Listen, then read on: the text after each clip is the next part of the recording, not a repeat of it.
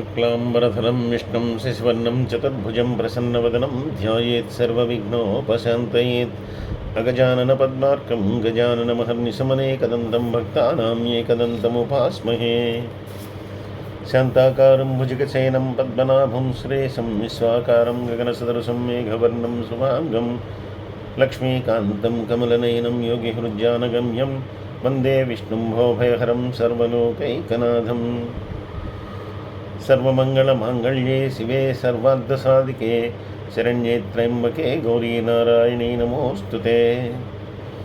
గురుర్బ్రహ్మ గురుర్విష్ణు గురుర్దేవో మహేశ్వరః గురుర్సాక్షాత్ పరం బ్రహ్మ తస్మై శ్రీ గురవే నమః. ఈ ప్రేరణకు కారణమైనటువంటి గురుదేవుడు బ్రహ్మశ్రీ చాగంటి కోటేశ్వరరావు గారి పాదపద్మాలకు సభక్తిపూర్వకంగా నమస్కరిస్తున్నాను. ఈ రకంగా సృష్టి క్రమాన్ని అంతటిని కూడా వివరిస్తున్నటువంటి పులస్త్య బ్రహ్మ భీష్ముడికి వివరాలని కూడా తెలియజేస్తూ ఉండగా మళ్ళీ భీష్ముడు అడిగాడు, ఈ పృథ్వీని, ఈ ధరణిని చాలామంది రాజులు పరిపాలించారు, చక్రవర్తులుగా పరిపాలించారు.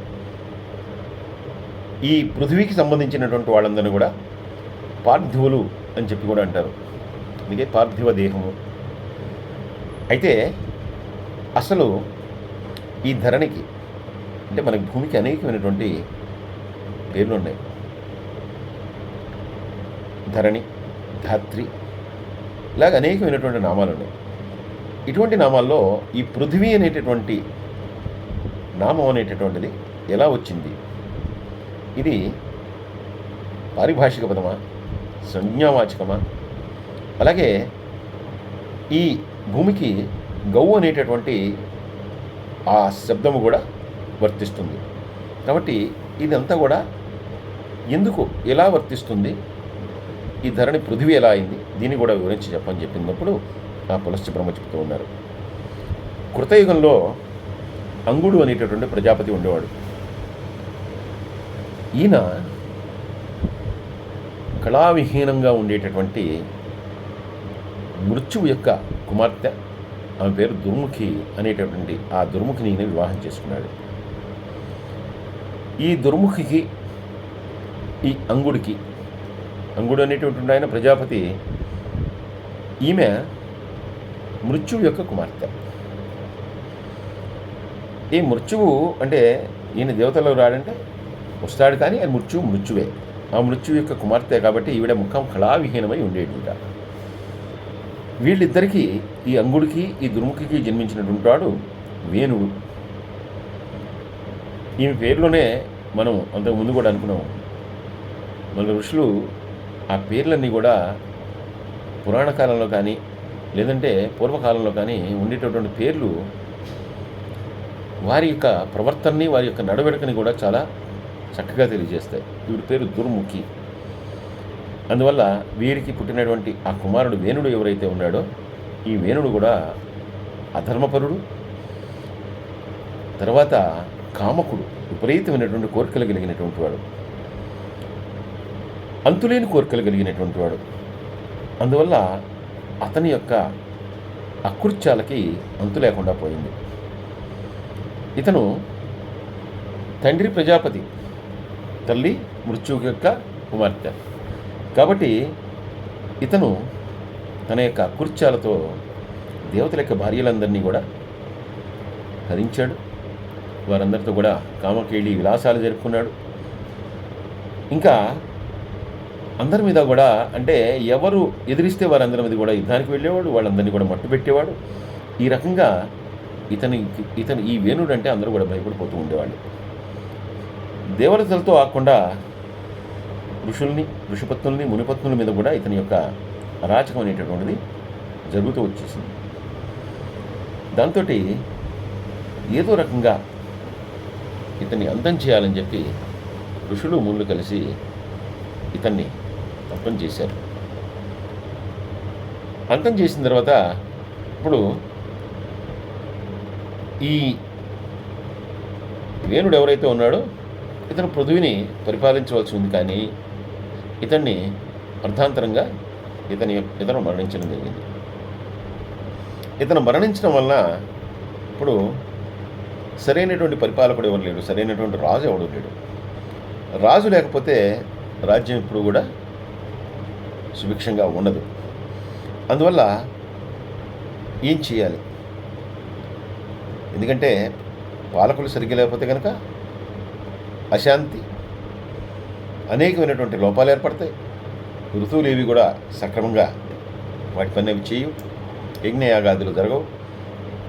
వీటన్నిటి వల్ల క్షామం అనేటటువంటిది ప్రబలిపోతుంది, శాంతి భద్రతలకు ఇబ్బంది కలుగుతుంది. కాబట్టి వీళ్ళందరూ ఆలోచించి ఏమి చేయాలి అని చెప్పి వీళ్ళు ఆ వేణుని యొక్క శరీరాన్ని, వీళ్ళందరూ కూడా మరణించినటువంటి ఆ వేణుని యొక్క శరీరాన్ని వధించారు. అయితే వేణుని యొక్క తల్లి దుర్ముఖి కావటం చేత, ఆవిడ కళావిహీనమైనటువంటిది కావటం వల్ల మ్లేచ్ఛ జాతికి సంబంధించినటువంటి ప్రజలందరూ కూడా వాడు ఆ శరీరం నుండి ఉద్భవించారట. అయితే ఈ తండ్రి అయినటువంటి అంగుడు మాత్రం ప్రజాపతి, అలాగే ధర్మాన్ని ఆచరించేటటువంటి వాడు కాబట్టి ఆ అంగుడి యొక్క ప్రభావం వలన ఈ వేణుణ్ణి ఆ వెన్నుపోసు దగ్గర ఆయన మధిస్తారు. మధిస్తే ఈ మ్లేచ్ఛులు ఎలా అయితే వచ్చారో అలాగే ఆ వేణుని యొక్క కుడి భుజం నుండి ధనుర్బాణాలు, గదా కవచాలు, భుజకూర్తులతో తేజవంతమైనటువంటి ఒక పుత్రుడు జన్మించాడు. జాగ్రత్తగా చూడండి. అంటే మైథున సృష్టి అలాగే సంకల్ప సృష్టి, వాటికి ఉన్నటువంటి వ్యత్యాసం ఏంటనేటటువంటిది ప్రతి చోట కూడా మనం అర్థం చేసుకోవాలి. ఇక్కడ వచ్చినటువంటి మ్లేచ్ఛులు కానీ, అలాగే ఇప్పుడు తేజోవంతంగా ఉద్భవించినటువంటి శిశువు కానీ, వీళ్ళు మైథున ప్రక్రియ ద్వారా వచ్చినటువంటి వాళ్ళ, ఋషుల యొక్క తపోబలం వల్ల వేణుని యొక్క ఆ శరీరాన్ని మధించడం వల్ల వచ్చినటువంటి వాళ్ళు.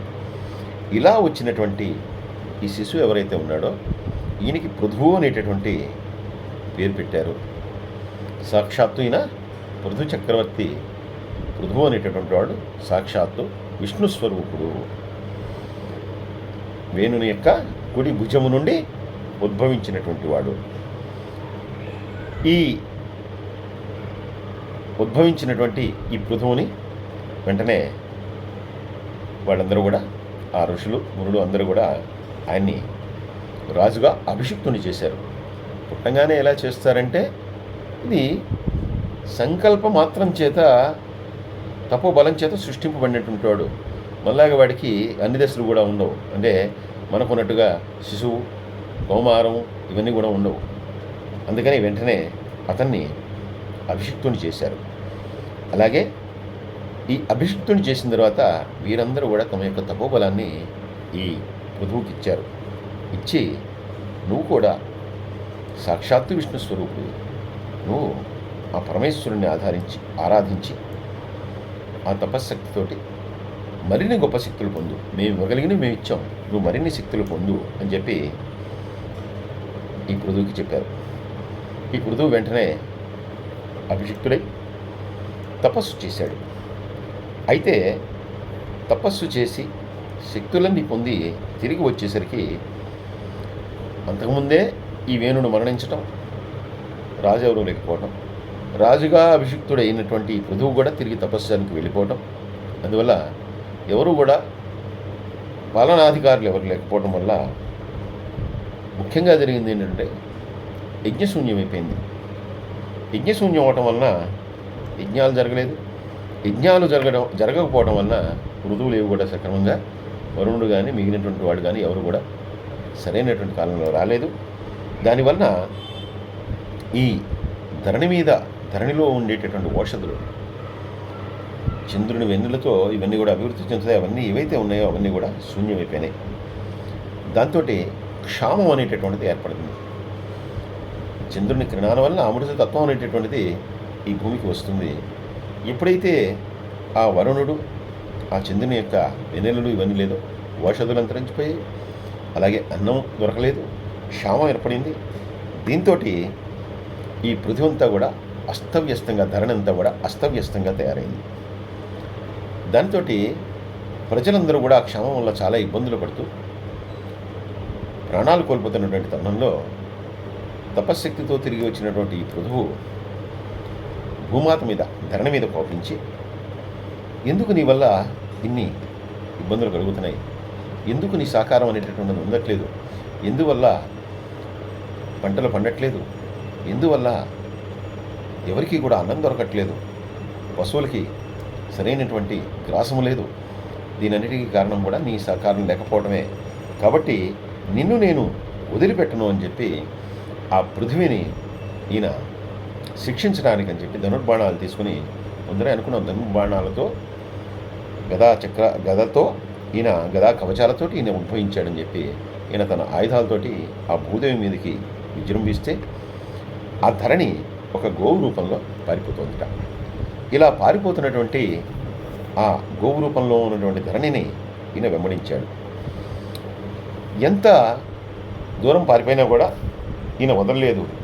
దాంతో ఆవిడ ఒక చోట ఇంకా పరిగెత్తలేక ఆగిపోయి, నువ్వు నన్ను అనవసరంగా వెంబడిస్తున్నావు, నేను స్వాధ్యాయాన్ని యజ్ఞములేవీ లేకపోవడం వల్ల చిక్కిపోయాను, ఇందులో నా దోషం అయితే ఏమీ లేదు.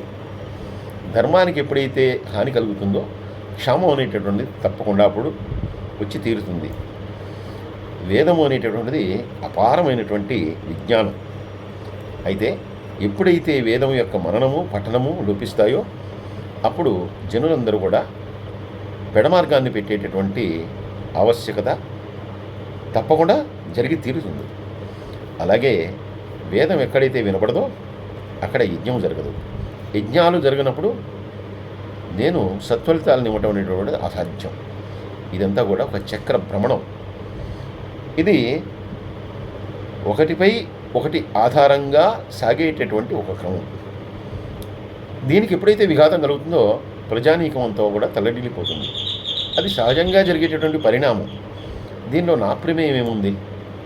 అందువల్ల నన్ను నువ్వు వెంబడించి నా ప్రాణాలు తీయాలనుకోవటము, నన్ను శిక్షించాలనుకోవటం సమ్మతము కాదు అని చెప్పి ఈవిడ చెప్పిన తర్వాత ధర్మాన్ని తెలిసినటువంటి వాడు కాబట్టి ఈ పృథువు వెంటనే ఆ ధరణి యొక్క ఇబ్బంది అంతా కూడా అర్థమై, నువ్వు చెప్పేదంతా కూడా నిజమే, ఏం కాదన్ను. అయితే రాజు అనేటటువంటి వాడు జనాలకి మేలు చేయాలి, అది నా యొక్క కర్తవ్యం, నా ధర్మం. అందువల్ల నువ్వు ఇన్ని ధర్మాలు చెప్తున్నావు, ఇబ్బందులు చెప్పావు, ఇప్పుడు ఆ జనాలు బతికేలాగా నువ్వు చెయ్యి అని చెప్పి ఆయన చెప్పిన తర్వాత, సరే ధరణి సహృదయంతో కరుణించి, నేను ఇప్పుడు గోవు రూపంలో ఉన్నాను కాబట్టి నా క్షీరధారల వలన ఈ భూమంతా కూడా సస్యశ్యామలం ఉంటుంది, కాబట్టి నా క్షీరధారల్ని నువ్వు పిండుకో, దానివల్ల భూమిని సస్యశ్యామలం చేసుకోమని చెప్పి చెప్పగా స్వయంభూముని ఒక దూడగా చేసి ఆ పృథువు స్వయంగా పాలను పిండటం వల్ల ఈ భూమి అంతా కూడా సస్యశ్యామలమై ప్రజలందరికీ కూడా అన్నాదులన్నీ కూడా దొరికాయి. ఈ రకంగా పృథు చక్రవర్తి భూమిని సస్యశ్యామలం చేశాడు. మళ్ళీ క్షామం అనేటటువంటిది తగ్గిపోయి యథాతథమైనటువంటి స్థితులన్నీ కూడా ఈ భూమి మీద ఏర్పడ్డాయి. కాబట్టి ఈ రకంగా ప్రజలందరూ కూడా ఆ పృథువు యొక్క ఏలుబడిలో వాళ్ళందరూ కూడా ఆనందంగా ఉన్నారు. కాబట్టి భూమి మీద ఆ భూదేవి యొక్క క్షీరాన్ని కురిపింపజేసి ఈ భూమినంతా కూడా సస్యశ్యామలను చేశాడు. కాబట్టి దీనికి పృథివీ అనేటటువంటి పేరు వచ్చింది అని చెప్పి ప్రజాపతి భీష్ముడికి చెప్తూ ఉన్నారు. సర్వే జనా సుఖినో భవంతు, సమస్త లోకా సుఖినో భవంతు. స్వస్తి.